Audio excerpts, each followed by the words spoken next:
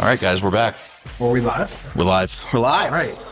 Hey, before we get going, just one thing. We put a ton of time and effort into putting this podcast on. We hope that you guys are getting a lot out of it. And if you could subscribe, if you could share this with a friend, it would mean the world to us. So if you don't already, which we know you do, but so thank you. We're trying to get to 100 subscribers on our YouTube. 100. I thought it was 100,000. Yeah, we do really well on Apple, like podcasts, Spotify. Gets a ton of listens. It's the YouTube channel that's new. Well, we just started it up, and Ken really wants to be a YouTube influencer. So yeah. And you had a fellow listener give you kind of a cool shout out about what is it, Manus? Yeah, I met Oliver the other day for listening.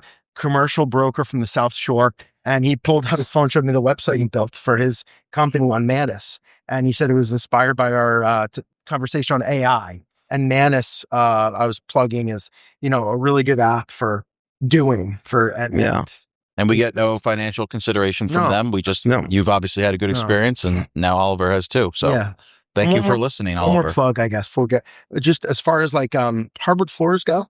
I'm very loyal to Bjelin, Bjelin. That team's been nothing but good to us. And I mentioned when I was talking to them that we'd bring them on the pod. So maybe in a future episode, we can think about. Yeah, shout out to Ken Sheldon, right? One of those guys. Yeah. He helped me out with my house too. Yeah. And they're not a sponsor. So just But we are looking if you'd want. All right. Well, onwards with the show.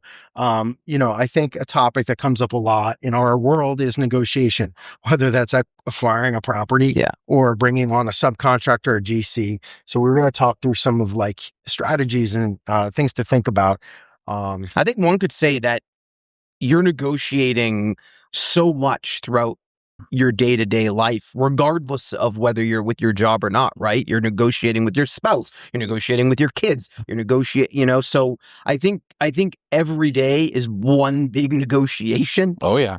But with regards to work and negotiating, I think that there are definitely strategies, you can use, whether you're negotiating with subcontractors, whether you're negotiating with tenants, whether you're negoinating with vendors. You've read a book called Never Split the Difference, right? Yeah. I read it. What were your thoughts? It is good. I mean, so the premise FBI negotiator. Correct. He writes. Did you read it?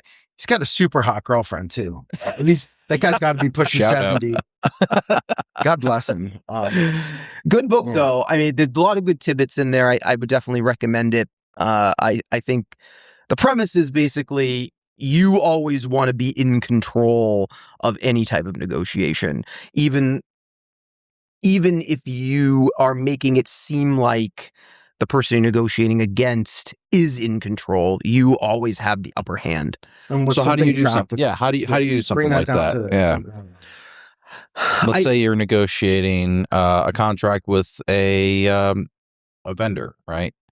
I think you always want to make sure that both sides are winning, and it makes it look like you're giving something up in the negotiation, whether it's you're starting at a certain point that is always exceeding what you ultimately want, which I think a lot of people do already. You see that all the time when a developer is proposing a new project, right? They're like, okay, I'm going to, I realistically, I think 6 units could fit on this lot, but I'm going to propose 12 and work my way down because I know I'm going to get beaten down anyway. I mean, that's a tough kind of shoot higher, shoot farther, or that's a very specialized form of negotiation, which is the entitlement process, the community process. Yes. How about you go to the grocery store and you find that can of dented beans and you go, you know what, this can's dented. I know nothing's wrong on the inside. Give me 50 cents off. Yeah, let's do that. For one thing is, if you don't ask, you don't get. Okay? Yes. The second thing is, I will harken back to Tim White's episode where he said, I said, you can squeeze someone, but you can't squeeze through them. And he said, why do you squeeze anyone? You don't squeeze your dentist. You don't squeeze your CPA. Why are you going to go and squeeze your GC? And look, I'm not a Pollyanna. Like, I know that there's a certain amount of buy. That's what we call it in construction. Like, you get to the end and then you go to your subs and you're going to extract a buy. Typically on big contracts, you can expect somewhere like 2 to 3%. 5 is a lot. But also the problem becomes that you've conditioned this group of subcontractors, trade partners, or whoever to expect that. And thus they build 2 to 3% of fat into their price only to give it back to you. So I think that's something to be said for reputation. That's a very good point because, and I've said this to Dan, let's say that, you do have that initial round of back and forth with a sub, and then, now you get them down, a couple grand, and you feel like you're winning some, and they're getting the jobs, they're happy. Next time you go to ask for their services, are they just going to bump it up that extra couple grand, knowing that you're going to come after them, not come after them, but you're going to ask for, hey, give me your best and final. So I actually value the relationship a lot more necessarily than the negotiation. We typically don't negotiate a lot in terms of price at the beginning. I rather not at the beginning, but we have been lately. Well, we've been holding people accountable and honest lately, right? So I think there's a difference between negotiating pricing down versus using someone that you've been using for the last 5 years and just going with their number regardless. I think we've gotten a number from someone, a subcontractor recently, and it seemed high, and we went out and got 1 or 2 other bids to keep them honest, but we didn't really beat them down in price. I think no, we didn't. But we didn't turn it into a race to the bottom. That's not fair. To your point, Mark, I rather not negotiate on the initial contract, because then something's going to come up throughout the project where you're going to need them to do something for you, or there's going to be a favor that you're going to need, and you don't want to have to deal with a change order. And a lot of times, because of that relationship and the sincerity that you had with them at the beginning of the project and bidding the project, I think that goes a long way. I do too, but I think that you and I think often in terms of construction subcontracts and trade partners, and that is a certain form of relationship and negotiating, because it's an ongoing relationship. If you're negotiating with the seller of a house, it's sort of a transactional thing. Yeah. You only get one time to do it. Yeah. That being said, I will say, you always need a cup of flour at the end of a closing period, or you never know when you're going to move in and the HVAC kicks off and you need to call them back and say, hey, who did the installation? Or did you ever notice this over here? If you want to, really put the screws in them during the negotiation, renegotiate, act in bad faith, and some might say, you got to be careful. Yeah, I agree. But I guess back to subs and contractors, another world is general contractors who buy out the subs who work for a third-party owner. So they often have what's called a shared savings clause in their contract. So they establish a price for the job, and every dollar that they bring it in under that price gets split, sometimes 70-30, sometimes 80-20, typically in the owner's favor, but still they're making money on that. So what they're inclined to do as well is to push some numbers up and then come in on the buy. And you might have a central purchasing agent whose job it is. I used to work at a big firm, and there was a gentleman there, Peter Washenko, and it was internally known as the Washenko chop. So you'd send your scope sheets out to central purchasing and then come back with the new number. And these are big shops. These are big shops. Yeah. So we're, I guess, more on strategies and ways to approach negotiation. Well, what about negotiating with a buyer? Yeah. Or a seller?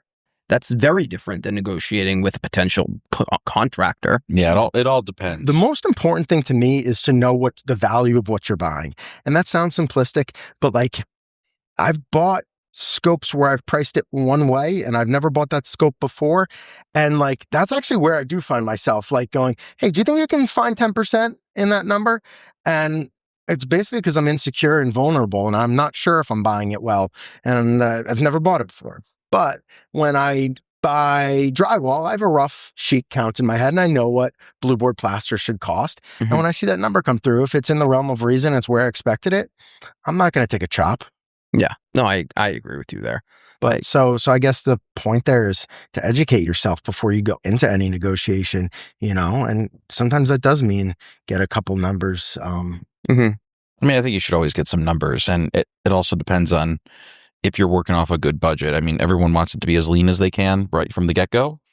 But if you're running into unexpected things or the budget's really, really tight and you really do have to squeeze, you got to consider, what are you going to get for squeezing a little bit more on those guys. I think it also, to your point, like the perception of what you're negotiating, right? Like someone can go and try to ask for a free coffee one day because they missed a coupon expired or something. That's very different than negotiating with a sub or negotiating with a buyer or seller.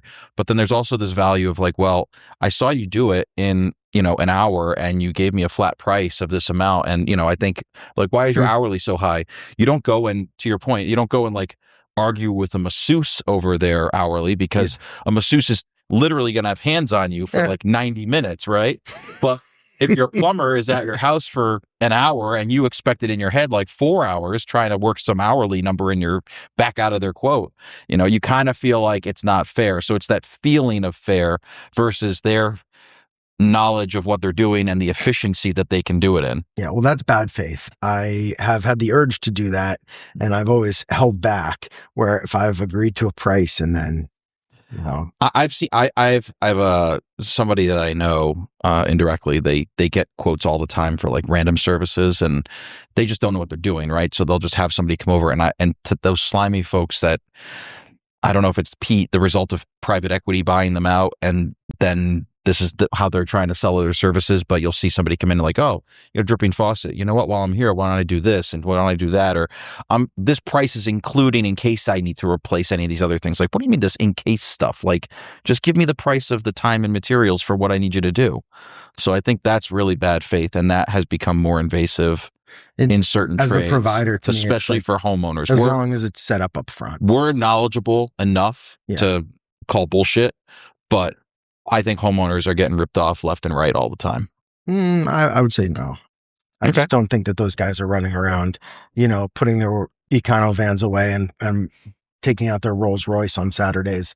No one's getting so rich. Like $1,200 to swap a faucet seems reasonable. I think you'd be shocked at the cost to run a business. Maybe you wouldn't be, but if I can do 4 faucets a day, yeah. $4,800. That's what I'm saying. Even if you're a drain cleaner, like your insurance, your gas, your Easy Pass, all these things are real. Not to get so in the weeds on it, but that's an example of what I think where our industry is dirty, right? I think people don't understand just the time it takes to get out of bed. Like you want me to come to your house, price something, come back, then bill you for it. It's like small jobs don't pay. Yeah. Well, that's why you see a lot of guys not wanting to do the small stuff. Yeah. A lot of guys won't even price to swap a faucet. Well, some subs will just say, I want to just do the big jobs. Or they'll only want to do new construction. They won't even want to do renovations. They don't want to open up that can of worms. But I'll talk out of both sides of my mouth now. I'm close with a guy who has a very established and reputable HVAC company, and he no longer will do new construction. He only will take service calls because that's where the money is. I mean, and you can imagine, homeowner calls you, it's urgent. It's January, it's freezing, it's so. Dan, it's funny. Dan and I had an experience with that. We had a pipe situation that burst and no heat. All these companies that are like 24/7 available, not one of them picked up and responded. Yeah, they just plaster it on there. No, it's also a lot of the consumer facing subs too, and I know we're getting off topic. When you call to do anything, they will say, "Oh, it's $150." Like fee, just a trip fee just to come out. Yeah. And if we end up fixing it or, suggesting a specific service or solution, that will get credited towards that. Mm-hmm. Yeah. But if not, then it's $150. You're out $150. And that I can appreciate. Yeah. Like to come out, like you said, to come out of bed, to drive to them. Yeah. It's almost like paying for an estimate. Mm. Yeah. Yeah. And making sure that you're not just getting bullshit calls. Mm-hmm. So it weeds people out. So I guess my point is like, I think negotiating applies not just to us as developers and managers and, that sort of thing, but also for folks that own a house and may need work done too, Yeah. I think to negotiate properly, you need to have a solid understanding of what you're buying. And often that does, or selling, come from having a couple numbers and having experience in that market. But, last thing, I don't get more than, I think 3 numbers is plenty. I think that these guys don't do this for exercise. Nobody's coming out and pricing work for fun or for practice. And unless maybe it's a real big job, right? Then you may be required to get like 5 or kind of beat the bushes until you get closer to a number that may make sense. And sometimes you've got a problem in your budget, and that plumbing number or whatever it wants to be is just you carried too low. It's not realistic. Someone made a mistake. And in those cases, sometimes you do have to dig around and then do a gut check on like, hey, this is a low number. What's going to happen if I take it? How much headache is this going to cause? Mm-hmm. At some point, it's your fault, not everyone else's fault, right? You're the only one to blame at that point. Yeah. But again, that's just negotiating with subs, right? What if you're, we've done a lot of negotiation on the tenant side where we buy a building that's completely occupied and we need the building vacated so we can start the work. So that's another whole negotiation step or tactic that you need to work on. I'm not sure this is a tactic, but always listen, right? Like, if you just try to shut somebody down, you're never going to get anywhere. Like, as crazy as that tenant is or the person you're dealing with, I like to just like try to really lean in, hear what they're saying, maybe spit it back, and then explain where I'm coming from next. I always tell people when I'm talking with tenants and it's an uncomfortable situation, just treat someone like a human. I think that's the biggest comforting tactic that you can provide, right? Because a lot of people, if they'll buy a building and the first interaction with the tenant is their attorney sending them a 30-day notice to quit. Cleaning house. There's no initial introduction. There's no, hi, I'm Dan, I just bought the building, nice to meet you, blah, blah, blah.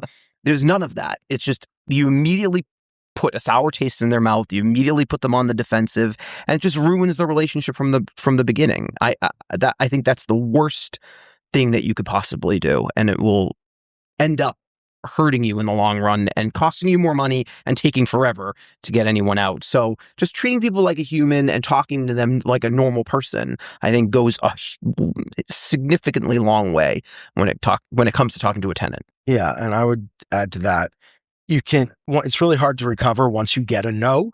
So if you're going to go over somebody's head or you're going to send the lawyer letter, like it's tough to then backtrack to the earlier steps. Correct. So, you can always go there.